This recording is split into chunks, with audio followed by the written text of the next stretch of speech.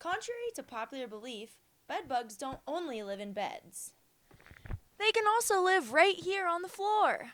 Coming up next, Lauren will tell us more about this cold weather and how long it will be here for. Will we need our snow boots or sandals by Friday? All that and more after the break. The great thing about art therapy is that anyone can do it. Whether you're super talented and featured in an art exhibit like the Art as Medicine exhibit that was right here at the Arts Dairy Center, or you just feel like painting a picture to help yourself lose some stress or free your mind, it can be helpful to anyone. While some students like Paige find it extremely easy to balance sports, schoolwork, and traveling during season, other students like Sydney Evanson find they have to put in an extra effort in order to do well in school. Bedbugs are a scary fear for many people. At CU, rumors have spread like wildfire that bedbugs are running rampant. Caroline Perry is a sophomore student in the business school at CU and was affected by the classrooms.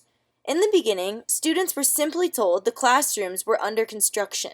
They said that the construction wasn't finished or something, and so then somehow a rumor about bedbugs got out. Contrary to popular belief, bedbugs don't only live in beds. They can also live right here on the floor. They've even been discovered in crazy places such as laptops like this one right here.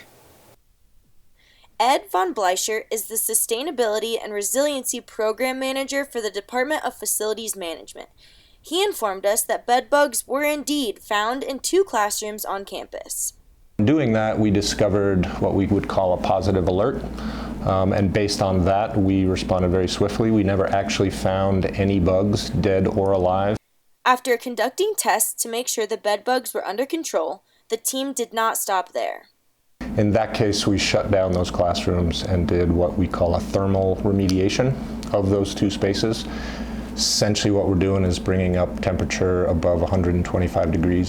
125 degrees is the perfect temperature to ensure all bedbug life is gone.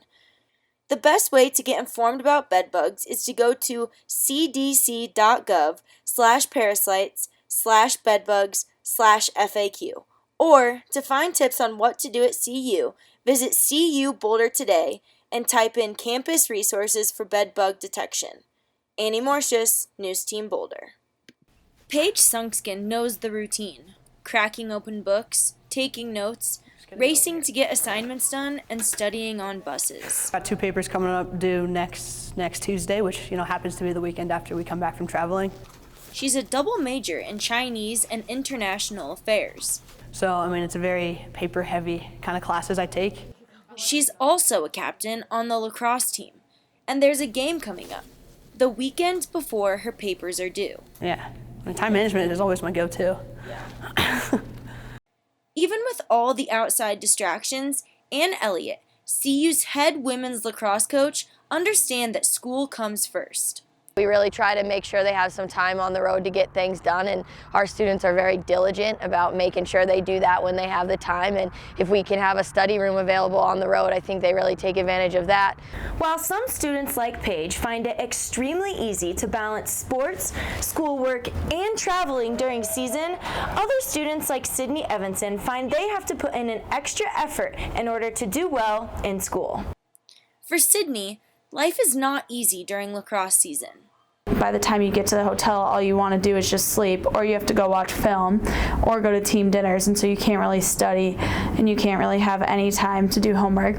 She's a finance major and her workload is extremely difficult. One of them is I'm taking financial derivatives, and that's super hard.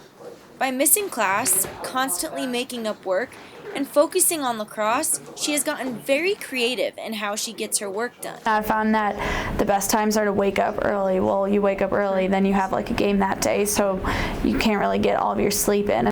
Among all of the stress that student athletes are under, the hard work pays off, winning on and off the playing field. Annie Morsches, News Team Boulder. Good afternoon, and thanks for tuning in to News Team Boulder. I'm Annie Morsches. And I'm Natalie Torres. Coming up on today's show, are you a soon-to-be... The building ordinance that has stopped the construction of tall buildings in Boulder is set to expire in 2 weeks. Boulder City Council will deliberate on whether to extend the ordinance indefinitely. The height restriction sets the maximum 55-foot cap on buildings around the city, which allows the Flatirons and foothills to be seen clearly.